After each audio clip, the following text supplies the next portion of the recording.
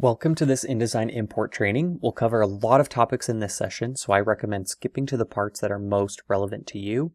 You can also click on the settings icon in the bottom right corner to change the video speed. Our end goal at Marq is to empower others to build on brand content.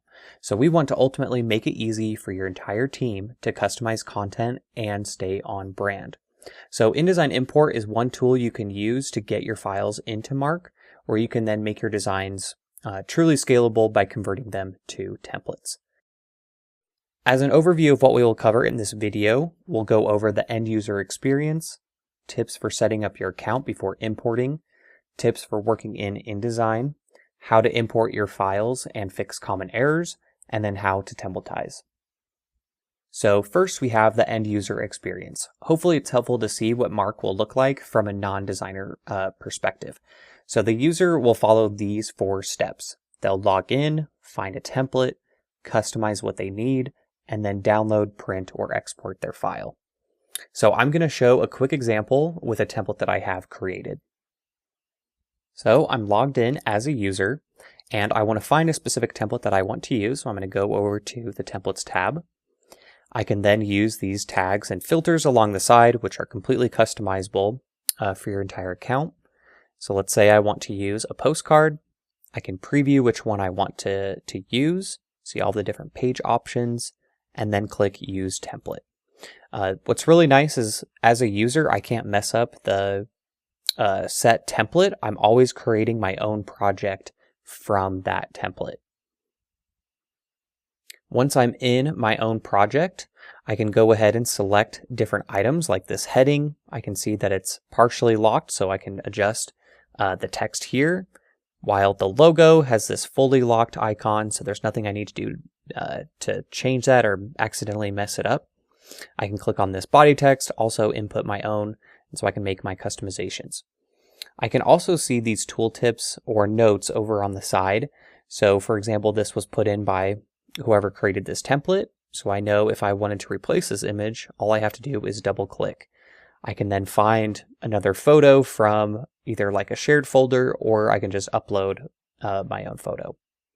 So I can populate that. This is also a really great example of a tooltip on this back page.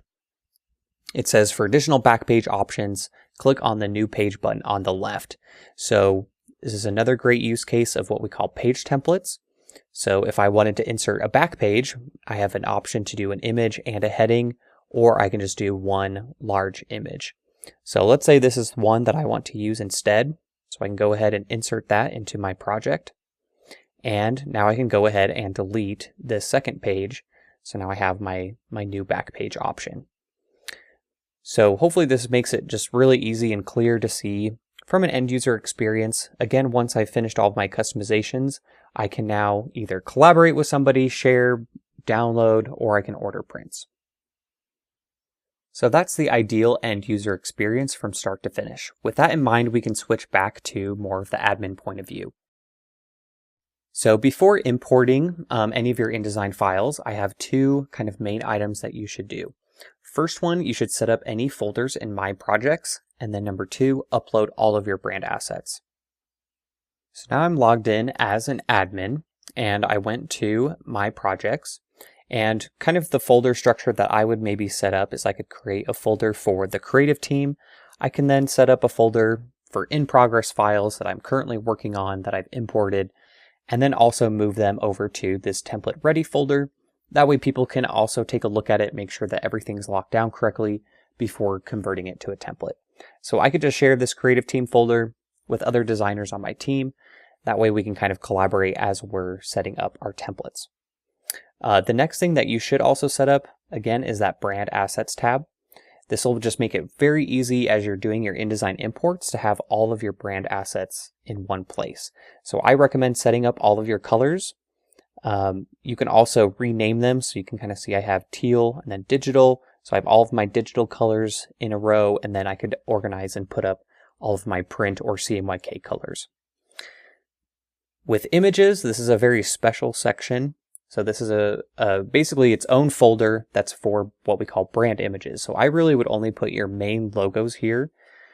Everything else will go into the My Images tab. So if you wanted to create like a stock photo library, anything like that, that will go into My Images instead. You'll also upload your fonts, and we'll talk about this several times throughout the training today. But it's really essential. Upload any fonts that you think you've used in an InDesign file. That way, these are available for your entire team. You can also set up different text styles. This is more helpful as you're doing like a blank document. You can just easily drag and drop like a heading or a subheading text. Smart fields will also cover later on, and then you can go through different settings for end users. But for the most part, just uploading these 3 main items will make the InDesign import a lot more smooth. So now the fun part with tips with working in InDesign. So these are kind of a list of items of the most common things that I've seen. There's definitely a lot of features in InDesign. It's a very complex program. On the other side, Marq is meant to be super easy. Non-designers can also use it.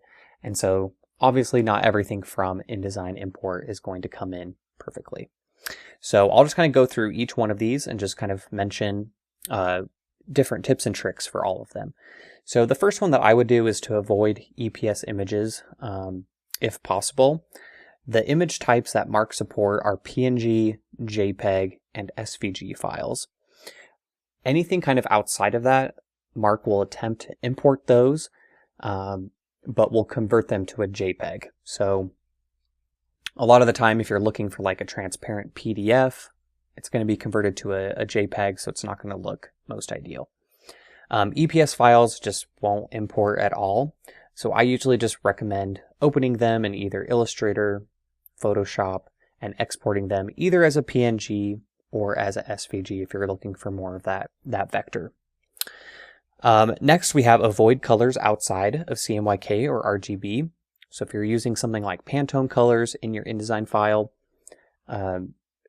Marq doesn't have that support for anything outside of CMYK or RGB. So generally it'll convert those other colors to either black or white. So if you're starting to notice that on your file once you do an import, that a color is missing, it might be a good indicator that it's probably a Pantone color.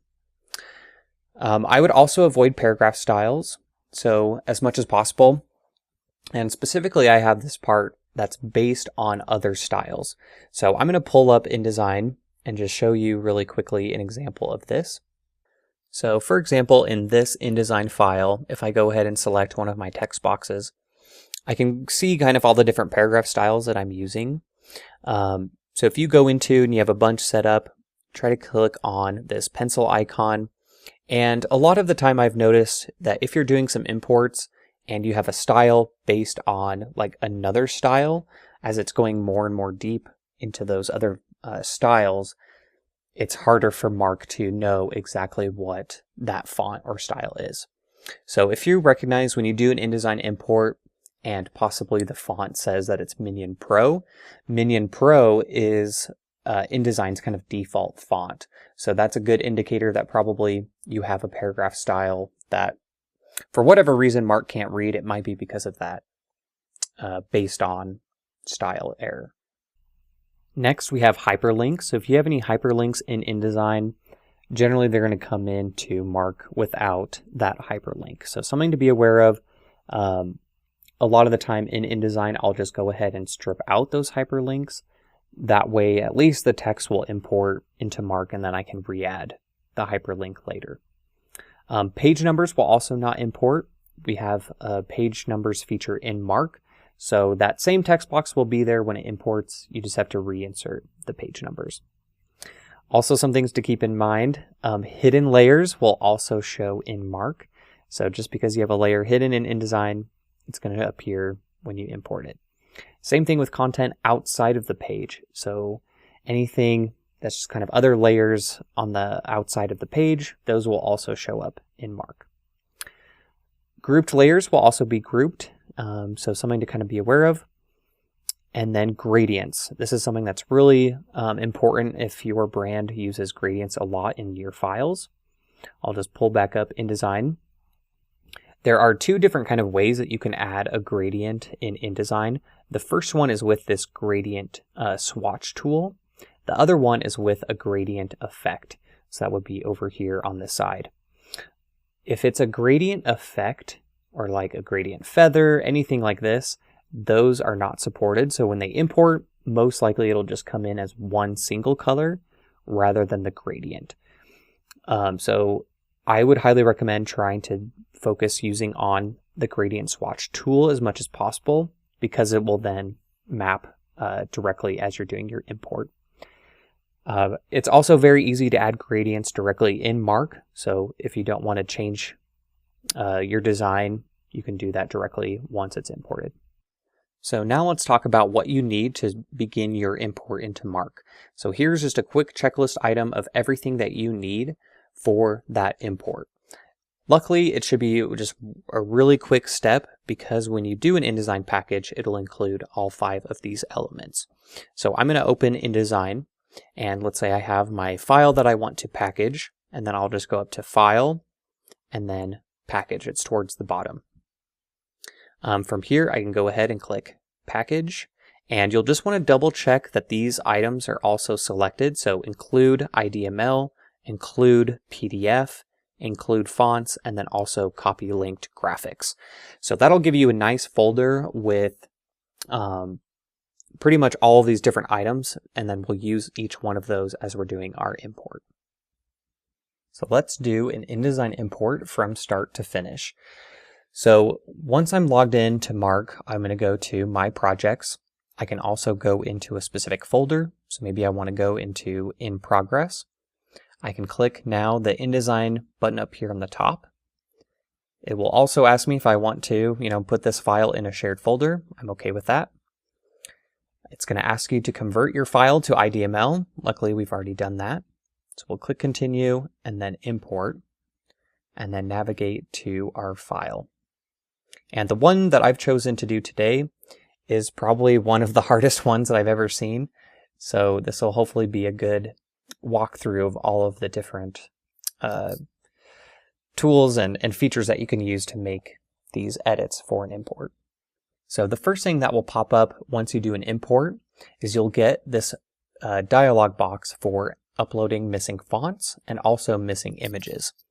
This is probably the most important thing with doing an InDesign import. If I upload a font to this missing font section, technically it's only uploading the font to my Marq account. So if I want to templatize this later in the future, I need to give access to these 3 fonts to those members of my team. So this is why it's so important to upload your fonts to the brand assets section before doing your import. If you are doing an import like this, I just don't even upload the fonts to this section. I just immediately go back to brand assets and then upload the fonts. And if you package the InDesign file, you'll have that folder with all of the fonts. So I can go ahead and select all of these and then click Continue. So once these are uploaded, I like to double check that they're all in there. And most of the time, I'll just do a refresh of this file to make sure that I have all 3 of those fonts loaded into the system. That way, if for whatever reason I convert this to a template, no one's going to have any of those missing font errors. So to bring that dialog box back up, I'm going to highlight one of these red triangles and then just say like refined missing image. And then I'll get this box of like missing fonts and then missing images. So now I know the only missing font that I have is Minion Pro. And like I mentioned earlier, Minion Pro is Adobe InDesign's kind of like default font. So most likely I have some sort of paragraph style that didn't come in. Minion Pro isn't part of my brand font, so I'm not even going to upload it to the brand asset section. I'm not going to upload it here. I'm just going to manually change that font. So now I'm going to go to images. So I'm going to click upload and then navigate to our links folder and highlight all of these. With this one, I didn't have an EPS like logo or anything. So all of these are going to upload. If you had an EPS image, again, that one's not going to upload. You'll have to then export it as a PNG, and then you can just drag and drop it directly over that like missing image icon. So for this part, since I have all of the images loaded, I'm going to click continue. So the first thing that I focus on are these plus buttons, which should look very similar to you if you're familiar with InDesign. It just means you have a text box that's not quite big enough to fit all of that text. So generally I just kind of go through my entire document and just kind of expand all of these all at once. From there, I like to then open up either my InDesign file, or I can also open a PDF of my file, just so I can use it to compare back and forth. I like to have it on one monitor and one on the other, just so I can kind of see exactly what changes I need to make. So for this one, definitely a lot going on. The first one that I'm going to kind of see is I definitely need to adjust line spacing. So I need to make adjustments to those. And then also images. So I'll do the line spacing first, so I can go ahead and select my shape. And then over here, just go under spacing. We have lots of different settings, but for the most part, I'll just use this spacing and maybe set it as 1. I can then maybe adjust the size of this text box and then repeat this process for this other one. So again, just bring up that, make sure that it looks about the same, and that looks good to me. The next part are definitely these weird shapes that came in. This is a great example of gradients. So we had a gradient effect in InDesign. When I imported it, that gradient was lost and just converted to a single color. So if I actually move this out, I can see there's actually an image behind it. So I need to either re-add this gradient, which I find it just easier just to do directly in Marq rather than trying to do it in InDesign and having to upload it. So I'm going to click on this fill. Down here I can choose linear. And by default, Marq's going to put in 3 colors, so I can definitely ignore this more vibrant one. Here's that regular blue that was already applied, and then I have this darker one. So I'm going to set it to transparent, and then adjust the rotation here. So I think if I can get it exactly 90. And then I mean, on my original design, the blue only comes up so far, so I think just kind of adjusting it a little bit, maybe even repositioning it down a little bit lower. And then the next part that I have to fix is this image. And I've definitely picked this file for a reason, because it has all of these different elements. With this image, we can see it's just rotated differently, and the image is just upside down. Most likely what happened is in InDesign, probably the image was flipped or rotated in a way, and then when it came into Marq, it just didn't maintain that same. So I can just go over here under Layout, under Rotate. I can flip my image, and pretty much that's all I have to do. And then here's kind of where I like to point out this image was created in a custom shape. So it's maintaining that shape, but in Marq we don't currently have the ability to rotate an image inside of a shape. So I can just rotate, obviously, the entire image, but I can't do both. I can't rotate the shape and the image.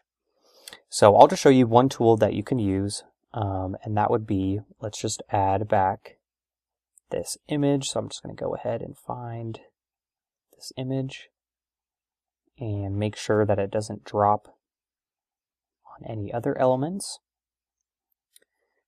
And then I'm going to unlock the proportions so I can then adjust the size to fit accordingly. And then I can flip that image. And then I like to use the hotkey to send items backwards. All you have to do is hit Command and then one of the brackets on your keyboard. So I can just send it all the way back and then remove this kind of triangular shape.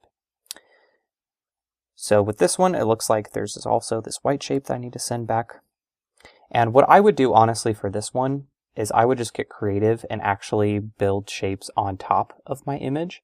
So I'm just going to go ahead, use one of our standard shapes and rotate this so I get basically that same effect that I had in InDesign, but just kind of in a different way. So I'm going to go ahead, put in that triangle, and now that matches exactly what I had.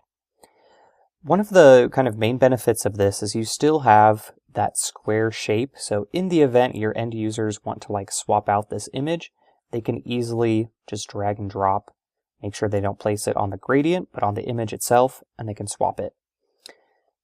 Depending on your design, you might want to have more of a custom shape and it may not be possible to recreate it using like other shapes on top of it, you can definitely save your file as like an SVG, add that as a custom shape, and then fill it with an image.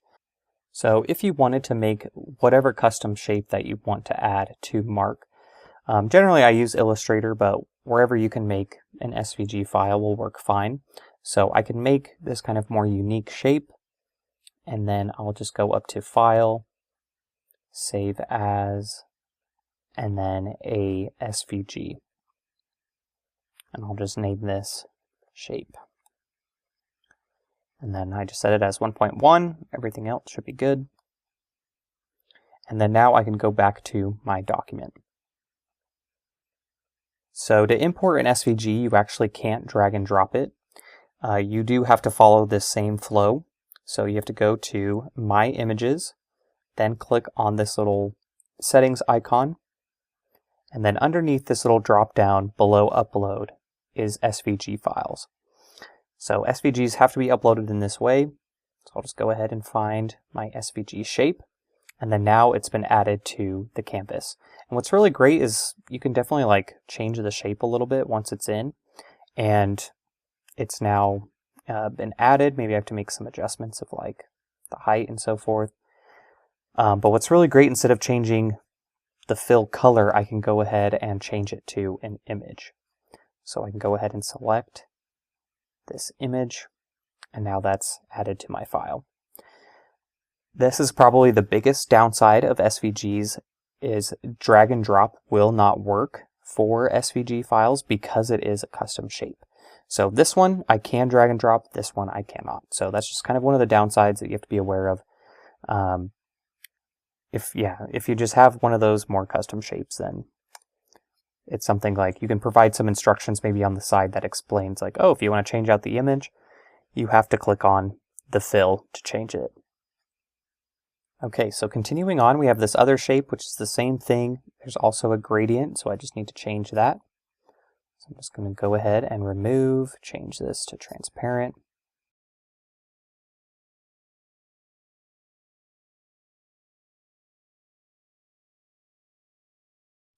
The next tool that I think is really helpful is if I hover over this like question mark, it does say that I'm missing that font. So that's an instance of the Minion Pro, or where the paragraph style isn't coming through. So you have a couple of different options. I think probably the best option is to find a style that's similar to it already on your file. So for this one, it looks like it's about the same as this Equipping You with the Skills of Tomorrow. So this is one of my favorite features. I can right click on this one, go up to Copy Style, and then I can paste that style to this text box. So just right click, paste style, and then now that's populated. So the only change I have to do is maybe left a line, and now it's good. And then this one, it looks like I just have some line spacing, and that looks much, much better. This one maybe also some line spacing. And it ultimately comes down to the font, like how much line spacing you have to adjust. InDesign just measures line spacing very differently, and so it's hard to keep like one static formula for every single font of how it would work. I could do the same thing with this image and just rotate it, and then a lot of the same elements are happening on this back page, where I just have to copy the style on these two paragraphs and then edit the gradients on both of these images. Another tip that I have is with this image. If you try to select the image, you can tell there's the shape in front of it. So I do have to kind of move it over to the side to then adjust this one. So I'm just going to go ahead and flip. If you ever need to change like the positioning of the image, you can also go over here to the crop and mask tool. So I can move this over. I think she's actually supposed to be flipped on the other side, but I think for this use case, that'll be fine. One thing to kind of point out from a user perspective, if you wanted kind of this like dark blue overlay effect in Marq on your template, but you still want to allow people to swap out the image, if I try to change out this image, technically I'm swapping out the image with that blue box. So now I have those two there. So what I usually recommend is you would actually set the opacity of this blue background to 100. You would send that all the way to the back. And then with this image, just make sure that it's positioned accordingly. And then on this one, you would adjust the opacity. So I could change this to, 51 or wherever it was at. So now if somebody wants to swap out the image, the top layer is that image. So they'll swap it out. It'll maintain that opacity. It'll still have that blue background. So just a simple tip that I would also recommend for something like that. Also, a kind of another important trick with images is to also change like the scale. So it won't work on every single image, but the more that you can do it, the better the user experience will be. So because I cropped this one in a certain way, it's labeled as a custom mask. However, almost always I'll want my images to be scale to fill for the most part. That way, no matter which image they replace it, it's going to be scale to fill. If for whatever reason you have a logo that people are swapping out, that would be a good use case of scale to fit. So no matter which logo they drag and drop, it's going to fit the entire logo. So something like this, maybe I change this one to scale to fill. That way, in the event they swap it out, it's just going to fill whatever image they're replacing it. I do get this question quite often. Should I create in InDesign? Which one's better, InDesign, or should I use Marq? And I really think it's up to you. As a designer, I know that, sometimes your creativity and your flow happens when you're more comfortable in a particular program. So if that's InDesign, then I'd probably just stick with that, do the import, and then you can create your templates. If you start to get comfortable in Marq and you start figuring out all the different tools, I honestly think it's easier to just create directly in Marq. That way you don't have to fix any of the weird errors or different adjustments that might have to be made from InDesign. That way you can just know exactly what tools are available in Marq. You can have it, lock everything down, and then create your template. So ultimately, it is up to you. I think over time, as you get more familiar, Marq is probably the better way to go. I also get the question of how much time should I spend doing an InDesign import? And generally, I think as you get more comfortable with the platform, you'll be able to import more quickly. But at the very beginning, I would say give yourself maybe about 5 to 10 minutes per page. So if you're doing a magazine template that has 20 pages, just kind of give yourself, 5 to 10 minutes per page in that file. And that kind of includes making sure that everything looks like your original InDesign file. And then that can also include adding notes, locking, smart fields, and basically just making it a template. If you're ever struggling on a certain InDesign file and it's just taking too long, or you're not finding how to fix a specific part, please email our support team. Their email is just support@marq.com. Send them a screenshot, the URL of the document that you've imported. You can even send us the InDesign file, and we can kind of walk through and give you some tips and tricks to help with that individual file. So let's say I have my file all completed. It looks exactly like my original PDF. I can now templatize this document. Here's a checklist of kind of all of the different items that I recommend doing as you're turning a document or a project into a template. So the first thing that you'll want to think about is, are there any notes that I can provide on this template that will make it easier for the end user? So I'll show you kind of how to go through that process. So there's a couple of different ways that you can add notes. The most simple is just to go ahead and just select whatever layer. You're going to right click and then just click add note. So I can go ahead and say double click to adjust this text box. So I can go ahead, increase the font size on this one so it's a little bit more legible. And now I have this icon which lives only on the editor. So if they download or print this file, it's not going to have that icon. It's not going to have those notes. So that's probably the easiest way. I kind of like how this option is not very, in your face. It's just kind of a nice, if people want to learn more, they can click on it. The other option is to put content over here in that gray area, which you saw at the very beginning of this training. So to do that, you actually have to turn on a setting for your account. And that setting will turn it on for all templates. So just kind of be aware that it is kind of a master global setting. So I'm going to go to the main Marq page. And then if you click on your name in the bottom left corner, as long as you're an admin, you'll have access to the admin settings. So I'll just go ahead and click that. And then the very last tile is called Team Settings. And this is the one where we'll select. And then down here, Editor Defaults, we'll just make sure to check Show Off-Page Content by default.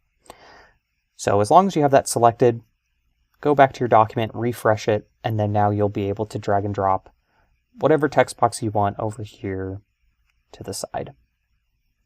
And what's really great about using this off-page content is you can add things like arrows, you can add screenshots. You can just make it a little bit more obvious rather than just clicking on these items. Another really great use case is sometimes people get confused when they're downloading a file. So you can take a screenshot of this message box and let them know, like, oh, if you're sending it to this printer, make sure you set it to this color profile and allow for check marks or something. So just kind of making sure that you do that will make a big difference. Next, we have Add Smart Fields. This is something I could go super in depth with, so I highly recommend referring to our Help Center articles about smart fields, but I'll just kind of do a just very high overview about how to use them and the different use cases. So the easiest way to kind of think about all the different types of smart fields is to go up here to Insert and then Smart Fields. So the first type is Profile. This means that it's pulling from whoever's currently logged into Marq. So because I'm using this template, it's going to pull in my address, my email, my full name. I could pull in my profile image, or it can also pull in a logo. So if somebody else is using it, obviously it'll pull in their information instead. So that is an option. Team is also a second type of smart field, and this is where I mentioned at the very beginning, with the brand assets, you have an option for Team Smart Fields. So this is applicable across all users, so no matter who logs in, it's going to be kind of standardized for everyone. So I put in this example of like a terms of service. So I can put in our copyright messaging at the very bottom of certain documents or postcards and flyers.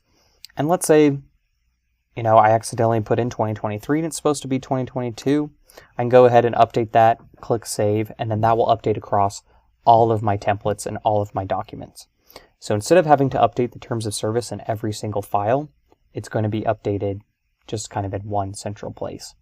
So this would be a great place to put terms of service, your maybe company address, company phone number, maybe support email, anything that's just kind of standardized for most team members. The next kind of smart field is custom. So we treat custom the exact same as profile.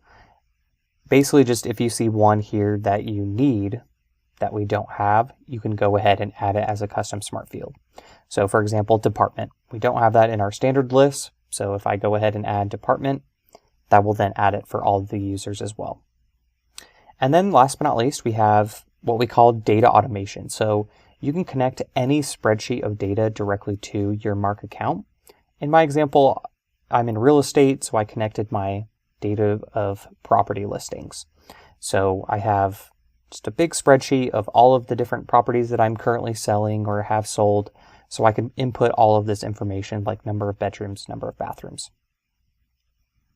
Some really great examples of how to use data automation can be found in that Help Center article, and you can use it for product spec sheets. You could use it for employee directories.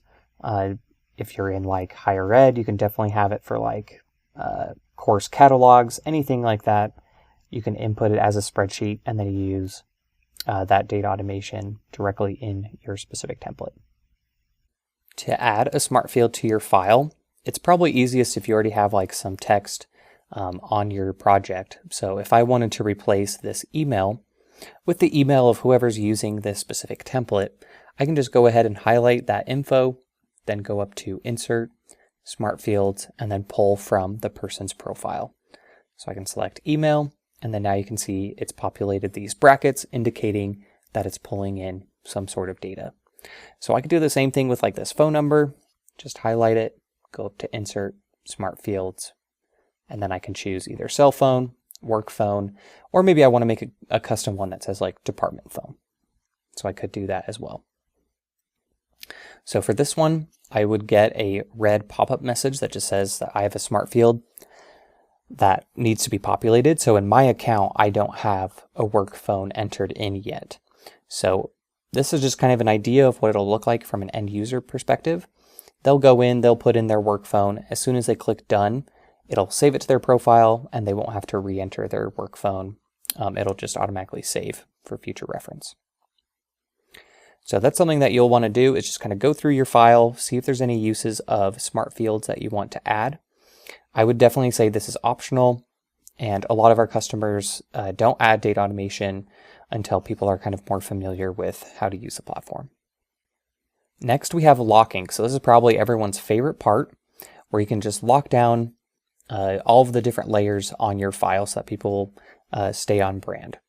So the best way is just to click up here on the top right, and then click on this pin icon. That way it saves your window and puts it on top. And for the most part, what I like to do is I'll just click on this gray area and just highlight everything on my file. And normally I just lock down everything. That way I can just individually go in and say, okay, I only want them to edit these specific text boxes, and I can unlock content. Content always refers to what's inside of the boundary box.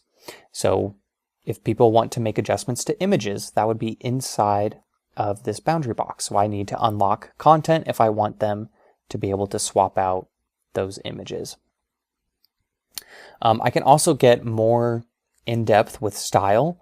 So I can click this little drop-down menu, and you'll also see that everything's kind of grayed out because I fully locked down style. But if I want to maybe unlock font face in the event I want to give people the ability to bold or italicize, I can kind of give them those options. Sometimes I also like to unlock font size. That way, if they have too much text or maybe too little, they can also adjust the font size. So that's something that I like to do. You can also choose whether or not you want to give them access to font color. When they go to choose a color, you can also limit them to only your brand colors. So as an admin, you'll see all of these, but just know from a user perspective, they'll only see the brand colors. Size and position, also pretty straightforward. That just means it's going to not be able to be moved around or resized. So keep that in mind with text boxes. A lot of the time before I lock a text box, I'll make sure that it's the maximum size that I want it to be. So the subheading, I'll maybe expand it. And some other tricks that I would like to do is just anticipate that the user might want to have a longer subheading. So maybe it'll actually be 2 lines. So I like to just make sure the text box is expanded, and I just like to type in some other text just so that I can make sure that spacing is all set. And then I like to also bottom align text. That way, in the event they do only have 1 line, it still looks pretty decent. So I can go ahead and resize this text box, and now I can lock down size and style. With images, even if you lock down size and position, they'll still have the option to crop or like zoom in on the image or anything like that. So that will be super helpful, but they won't be able to like fully move where the image is located on the file. Other lock options that you can do is by clicking on just the page itself. So probably the easiest way is to go over here to Pages, click on Page, and just make sure that nothing is selected. And then you'll get these page lock options. So you can prevent that specific page from being deleted. So with this trifold, I definitely don't want them to delete this page. I also don't want them to add additional layers to the file. So that's what adding content means. They can still replace images, but if they try to add like another text box, they'll get this error message that says that additional content can't be added. So I'm going to go back to pages. And then the last one is lock properties and settings. So that just makes sure they don't accidentally change the page size, the background color, or even the margins. So generally I kind of wait to the very end to do the page lock settings, just because sometimes it does, can be frustrating when you have prevent adding content locked and you try to go in and make some changes or add more layers and you can't. So I would repeat that process with the second page. And then the very last thing that I can also lock is if I click on the gray area, none of the pages are selected. I also have the option to prevent adding or deleting pages in general. So you'll see this is grayed out now. People can't add any pages. This is now fully locked and ready to go. If you're doing something more like that postcard example that I showed, where you want people to add different back page options, you'll definitely want to make sure that that is unlocked. That way people can select those different page layouts. And if you wanted to make a page layout, so let's say I have this cover version, and then I'm going to actually unlock this and duplicate it. Maybe I have a different option for this front page where it has two images on the front. So once I make that version, lock everything down, the last step would be to create a template from that page. So I'll just right click on that thumbnail, and then I can say this one is two images. Once I click save, it will then be added as an option under new page. What's also really great is as an admin, you can turn off the ability for users to create blank pages. So they won't even see this option. They would only see the ones that you formatted. So that's another thing to keep in mind. So underneath ad locking, that's where I kind of mentioned, you'll want to add those page templates, which may or may not be needed on every single template. And then the very last step is just to convert your file to a brand template. So I'm going to just double check that everything's saved and good to go. I'm going to actually remove that page since I have it saved as a page template. And then I'm going to go back to my projects. So I'll find where the file is saved. And then as an admin, I have the option to click on more and then convert to brand template. You'll also see we have this option to convert to a template. This is what we refer to as a personal template. So it stays in my projects. It doesn't automatically share it share it to the team or anything like that. It just kind of stays in your central account. So almost always you'll convert to a brand template. So I'll get this little message box to see if I want to make a copy and then convert that copy to a template. This is completely up to you. I usually don't make a copy just because I like my finished files to just live in the templates page. And obviously if I needed to make edits to that template, I can do so. So I'll just click next, and then I'll get all of my pre-made filters and tags. If you're just starting out, most likely you don't have any of these filters or tags. And I would just recommend just setting some up maybe at the beginning or while you're converting your templates. You can just create a new filter or create a new category and just enter those in. So for this one, I want to say this is for all of my departments, and it's going to be a trifold print content. I can enter in a description if I would like to. I can also feature this specific template for whoever I'm sharing it to. If you're using ExpressDocs, which is one of our third-party printers, they have specific template keys that you can input. So if you're using that, you'll definitely know what this means. It helps when someone's going to order prints that they're ordering the right product through ExpressDocs. Below that, you have the share option. So right now I am sharing this brand template with the entire company, but I can also choose to just share this with one specific user. So I can just search for them, or I can also search for other groups that I've created. So maybe this is only relevant to this specific location, so I can share it with just them. Underneath print product, I also have the option to lock this to a specific print product. This could also be helpful because, especially with like an 8.5 by 11, there's plenty of different options that people can order. They can order like a flyer or something like a letterhead or a trifold. So for this one, I definitely want to find that trifold option. And there's tons of different ones on this account. So I can just make sure this one is, that trifold. So that way, when someone goes to order prints, they're only going to see that one specific option that I've pre-selected for them. And then last but not least, we have document approval. So depending on the specific project, you can designate whether or not it needs to be approved before someone can download or print that file. So on this one, maybe I'll set it as a no approval. And now I'm ready to go to save my file. So you'll see down here in the corner, it's converting the file. It has left my projects and is now populated over here into the templates page.